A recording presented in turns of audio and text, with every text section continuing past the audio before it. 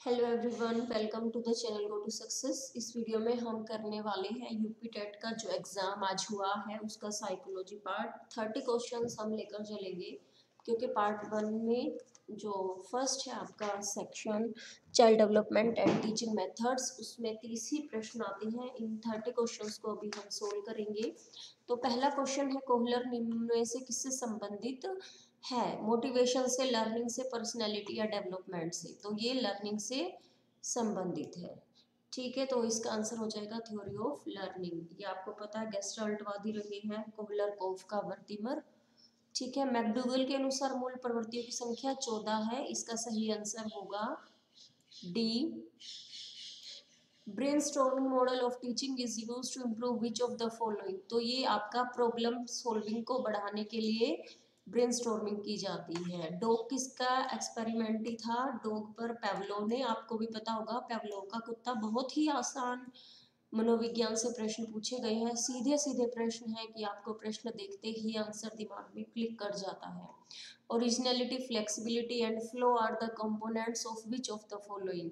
तो originality, flexibility, flow किसके components हैं? ये आपके सृजनात्मकता के, क्रिएटिविटी के कंपोनेंट्स है। कॉम्बैट इज, कॉम्बैट क्या है? कॉम्बैट एक तरह का युद्ध होता है, लेकिन ये युद्ध किस तरीके से? यहाँ पर मूल प्रवृत्ति हो सकता है या इमोशंस हो सकता है। इसको हम सही से नहीं कहेंगे, तो इसको थोड़ा अलग रख देते हैं। इसमें कंफ्यूजन है, एक्यूरेट आंसर हम नहीं बता पाएंगे। अगर आप लोगों को पता है तो आप ज़रूर कमेंट बॉक्स में कमेंट कीजिए, और देखते हैं फिर कहाँ तक आपका आंसर सही होता है, और दूसरे लोगों को भी हेल्प मिल सकती है, मुझे भी मिलेगी। क्वेश्चन 7 देखिए, बालकों के सामाजिक विकास को प्रभावित करने वाले तत्व कौन से होते हैं? देखिए, सोशल डेवलपमेंट बच्चे का कहाँ से होता है? सोशल एनवायरनमेंट से। सीधे सीधे प्रश्न है। आगे देखिए, which of the following is the primary law? Primary law है लॉ ऑफ रैपिड ग्रोथ। ठीक है, वृद्धि का जो निरंतर वृद्धि है, द्रुतगामी विकास का नियम। आगे देखिए, which of the following is not the theory of development? विकास की जो थ्योरी है वो नहीं है कि विकास निरंतर होता है। विकास कॉन्टिन्यूअस प्रोसेस तो है, लेकिन एक सीधी गति में नहीं होता। विकास क्या होता है? होता है ना, एक बार लंबाई बढ़ जाती है, फिर रुक जाती है, फिर बढ़ती है, फिर रुक जाती है। तो ये एक इस तरीके की प्रोसेस है, तो ये इसका डेवलपमेंट का नहीं है। आगे देखते हैं, development is result in new characteristic and new abilities. ये स्टेटमेंट किसने दी है? हरलोक ने दी है ये स्टेटमेंट 1964 में। ठीक है, हरलोक कि विकास में परिणाम स्वरूप नवीन विशेषताएं और नवीन योग्यताएं प्रकट होती हैं। क्वेश्चन नंबर 11 है, giving meaning to sensation on the basis of past experience is called? पूर्व अनुभव के आधार पर जब संवेदना को अर्थ प्रदान करना क्या कहलाता है? तो परसेप्शन होता है, ये प्रत्यक्षीकरण, कि हम पुरानी चीजों को याद करके पुराने एक्सपीरियंस के आधार पर हम कोई संवेदना या किसी शब्द का अर्थ प्रकट कर रहे होते हैं। Who has profound the law of trial and error? ये सभी को पता है, भूल और प्रयास का सिद्धांत थॉर्नडाइक का है। ठीक है, थॉर्नडाइक ने इस सिद्धांत को बताया था, भूल और प्रयास का सिद्धांत। आगे देखते हैं, क्वेश्चन नंबर 13। आईक्यू लेवल आपको पता है, नॉर्मल आईक्यू आपका 90 to 109 होता है, ये हाई हो जाता है। ठीक है, आगे देखते हैं 14। Who among the following has proposed fluid mosque? ये जो तरल क्रिस्टलीय बुद्धि है, ये किसने बताया है? केटल। ये आंसर है आपका केटल। इसने 1963 में इसको प्रतिपादित किया था, 1963 में। ऑपरेंट कंडीशनिंग का नाम आते ही वही आपका स्किनर का है, ऑपरेंट कंडीशनर। ठीक है, क्रिया प्रसूत का सिद्धांत। आगे देखिए, ब्लूप्रिंट। ब्लूप्रिंट आपका होता है जब आप क्वेश्चन पेपर बनाने से पहले एक ब्लूप्रिंट तैयार करते हैं उसका, उसमें आप सिलेबस देखते हैं, उसके अकॉर्डिंग आप उसके चैप्टर्स निकालते हैं, क्वेश्चंस आप देखते हैं कि कितने मार्क्स में कितने क्वेश्चन रखने हैं, किस लेवल का आपका एग्जाम आपको पेपर बनाना है। तो ब्लूप्रिंट का संबंध किससे होता है, कंस्ट्रक्शन से, टेस्ट कंस्ट्रक्शन से होता है। किस तरह के प्रश्न आप 1 नंबर के रखेंगे, कितने आप 2 नंबर के क्वेश्चन रखेंगे, ठीक है। तो ये इसका सही आंसर होगा। Preoperational state most and most important पियाजे के हैं ये, ठीक है। पियाजे हमेशा हर एग्जाम में पूछा जाता है, मनोविज्ञान का महत्वपूर्ण मनोवैज्ञानिक कह सकते हैं। MPPI, अब लास्ट में आई देखकर आप इसको तुरंत इंटेलिजेंस ना लगा दें, ये गलत हो जाएगा। MPPI है आपका मल्टी फेजिक पर्सनैलिटी इन्वेंटरी, ठीक है, जो मिनीसोटा है, ठीक है, Minnesota multi phasic personality inventory है ये। तो ये आपका पर्सनैलिटी टेस्ट है, ठीक है। इसके माध्यम से हम जान पाते हैं व्यक्ति के पर्सनैलिटी को कि वो पर्सनली कैसा है, सोशली और बिहेवियरली जो प्रॉब्लम हो सकती है उनके बारे में। तो मिनीसोटा टेस्ट भी इसको कहते हैं। तो इसका संबंध किससे है, पर्सनैलिटी से है। क्वेश्चन नंबर 19 देखते हैं, विच of the following is most essential for learning. जो अधिगम है उसके लिए सबसे जरूरी क्या है, सबसे जरूरी मेरे हिसाब से रुचि होना चाहिए। जब तक आपका इंटरेस्ट नहीं होगा, आपको कितना ही कोई मोटिवेट कर ले, कितना ही आपको कोई गाइडेंस कर ले, आप मैच्योर हो जाए, लेकिन आप लर्निंग नहीं कर पाएंगे, ठीक है। इसमें चेंज आ सकते हैं क्योंकि इस पर अपना व्यू हो सकता है, बोर्ड का ही यहाँ पर आंसर मान्य होगा सीधे सीधे तौर पर देखा जाए। कुछ क्वेश्चंस बोर्ड ऐसे डालता है जहाँ पर कंफ्यूजन क्रिएट हो सके। इन्फेंसीहुड आपको पता ही है, बर्थ से 2 ईयर्स तक, ठीक है, 0 से 2 साल का जो समय होता है वो आपका शैशवकाल होता है। आपका 2 से 6 वर्ष तक आपका बाल्यकाल होता है, ठीक है।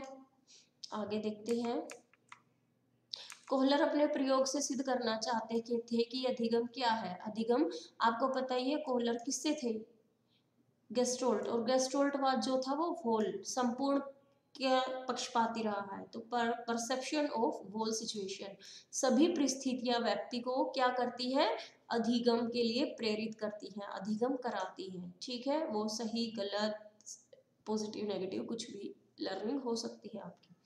वो प्रोफाउंड 5 स्टेप सिस्टम, पंचपद प्रणाली किसने प्रतिपादित की थी, ये आपकी हर्बर्ट ने प्रतिपादित की थी।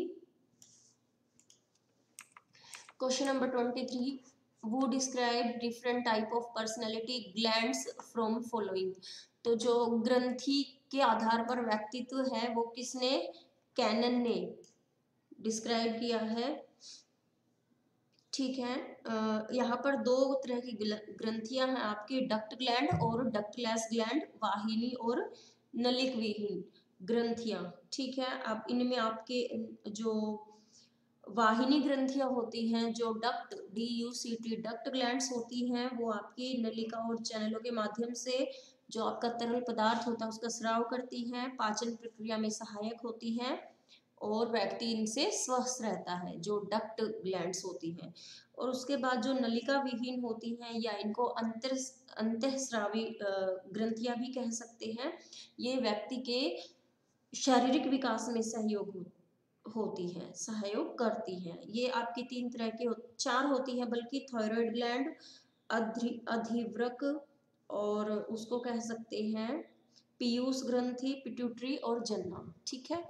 इसको हम विषय जो हम टॉपिक करेंगे उसी में डिस्कस करेंगे अच्छे से। Creativity is a mental process to express the original outcomes. बिल्कुल, ये कथन किसका है कि सर्जनात्मकता जो है वो मौलिक परिणामों को अभिव्यक्त करने की मानसिक प्रक्रिया है। तो ये क्रो एंड करो सीधा सीधा प्रश्न है। क्रो एंड करो ने ये कहा है कि जो सर्जनात्मकता है वो मौलिक परिणामों को अभिव्यक्त करने की मानसिक प्रक्रिया है। Question number 25, according to BF Skinner. अब देखिए स्किनर से भी 2 से 3 प्रश्न पूछे गए हैं कि बच्चे का जो भाषा का विकास होता है वो किस आधार पर होता है, स्किनर के बिहाफ पर आपको बताना है। तो ये इनबर्न कैपेबिलिटी होती है, ठीक है। जन्मजात बच्चा ये जो क्षमताएं होती है वो लेकर पैदा होता है। 26 है, instinct are classified in 14 types. 14 प्रकार के हम पहले भी कर चुके हैं, मैकडूगल ने ये दिए हैं 14 प्रकार के, आप ऊपर देख सकते हैं। ये देखिए क्वेश्चन सेकंड जो है, इसी क्वेश्चन को दो तरीके से पूछा। अगर आपने इसको नहीं पढ़ा है तो दो क्वेश्चन आपके गए। पहला पूछा है मैकडूगल ने जो इंस्टिंक्ट है उसके मूल प्रवृत्तियों के कितने प्रकार बताए हैं, और जो दूसरा क्वेश्चन है वो यहाँ आकर पूछ दिया कि मूल प्रवृत्तियों के 14 प्रकार से किसने वर्गीकृत किया है, तो मैकडूगल ने किया है। ठीक है। Attention is the concentration of consciousness upon the one object rather than upon another, कि जब किसी दूसरी वस्तु की अपेक्षा एक वस्तु पर चेतना का केंद्रीकरण अवधान है। यह है कथन किसका है, तो ये कथन है आपका डम्विल का।